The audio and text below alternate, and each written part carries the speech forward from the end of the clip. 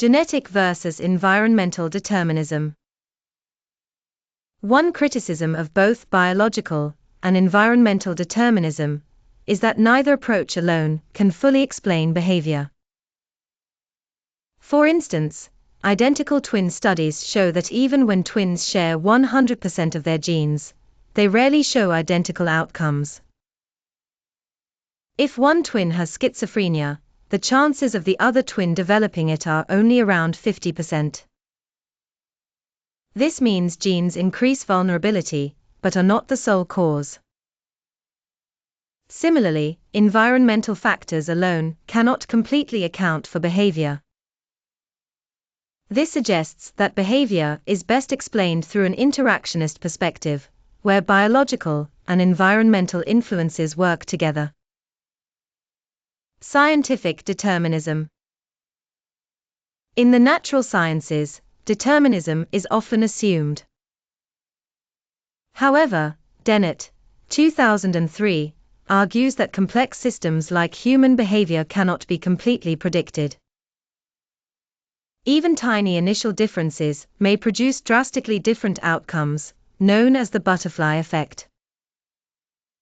Psychological explanations that attempt to reduce behavior to a single cause risk oversimplifying something that is shaped by numerous biological, cognitive, and environmental factors. This makes a strict deterministic formula for human behavior unrealistic. Does determinism matter? Deterministic explanations have been used in legal contexts to argue that some offenders should not be held fully responsible if their behavior stems from innate tendencies or early experiences. For example, cases have been made that an offender acted out of inherited aggression or past trauma.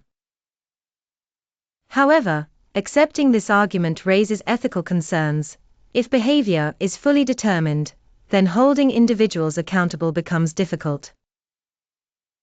In mental health treatment, seeing disorders like schizophrenia as entirely determined by biology may help justify certain treatments, but it may also prevent clinicians from considering other helpful interventions, such as psychological therapies.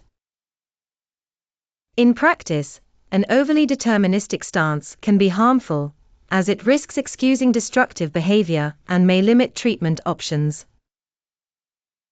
Evaluation: a discussion of free will.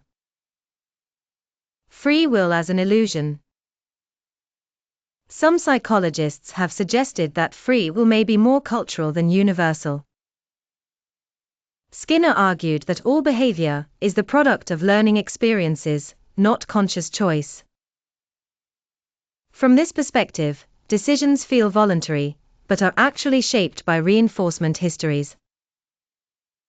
Others argue free will is culturally dependent. Individualistic cultures tend to place great value on personal choice, while collectivist cultures emphasize group responsibility. This indicates that the experience of free will may not be a universal psychological truth. This suggests free will might be better understood as a social construct rather than a literal description of how behavior works. Neuroscience challenges to free will. Research in neuroscience, such as Libet's 1983 work, has been used as evidence that brain activity initiates actions before conscious awareness of a decision. This suggests that what we perceive as deliberate choice may follow rather than precede brain processes.